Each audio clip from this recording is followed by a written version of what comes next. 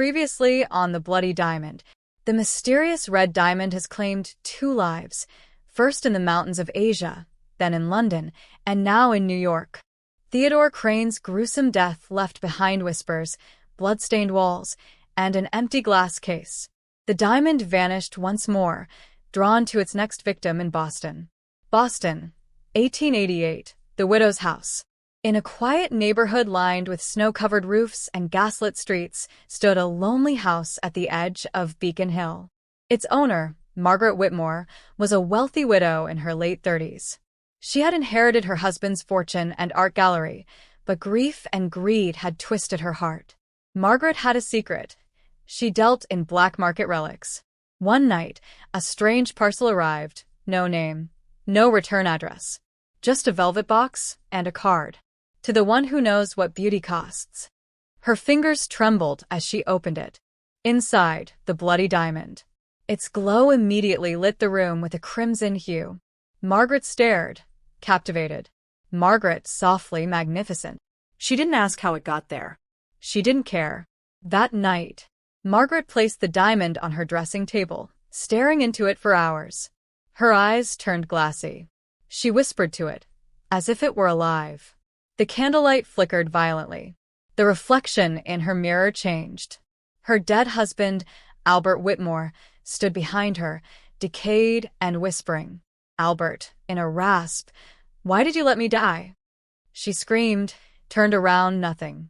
Just the creaking of the house. She grabbed the diamond, clutching it to her chest. The haunting intensifies. The following nights were filled with terrors. Footsteps across the ceiling. Whispers in the fireplace. Portraits bleeding from the eyes. She locked the diamond away in a safe, but every morning, it was back on her dresser.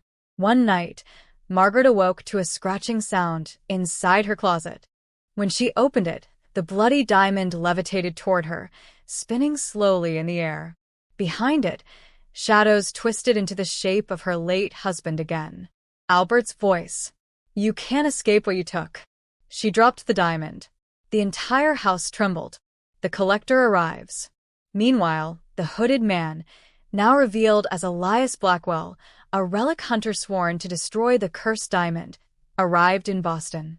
He tracked its presence using a blood-stained compass and ancient incantations.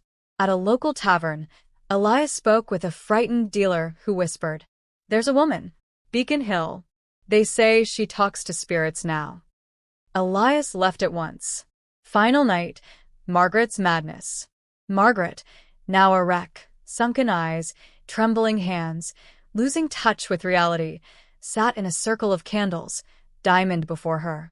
Margaret muttering, "If I give you more, will you leave me alone?" She cut her palm and let blood drip onto the gem. Suddenly, a blast of red light. The walls cracked. The room filled with screams of the damned. Shadowy hands clawed from the floor. Her husband's ghost grinned. Albert echoing, "You fed it your soul." She let out one last scream before the room exploded in silence. Next morning, Elias Blackwell entered the house. Smoke and ash filled the air. No sign of Margaret, just ashes and a blood-stained wall. And in the center of the floor, the diamond, pulsing softly.